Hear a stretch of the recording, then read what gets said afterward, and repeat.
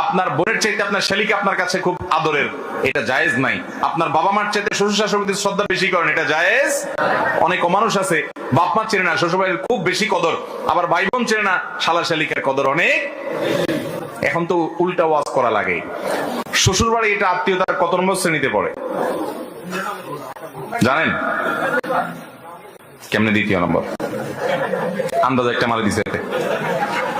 শ্বশুর বাড়ি এটা আত্মীয়তার সিরিয়ালে তৃতীয় নম্বর। আমি থার্ড ক্লাস বললাম না, তৃতীয় নম্বর। প্রথম শ্রেণীর আত্মীয় হলো বাপের দিককার আত্মীয়, বাপ, চাচা, দাদা, এরা ফুফু, এরা হলো প্রথম শ্রেণীর ভাই বোন, সন্তান সন্ততি, মা বাপ, ওনারা হলেন প্রথম শ্রেণীর আত্মীয়, অর্থাৎ যাদের প্রায়োরিটি সবচেয়ে বেশি। এরপরে হলো দ্বিতীয়, যারা আপনার সম্পদের ভাগ পাবে না কিন্তু আত্মীয়, রক্তের সম্পর্ক আছে। তারা কারা?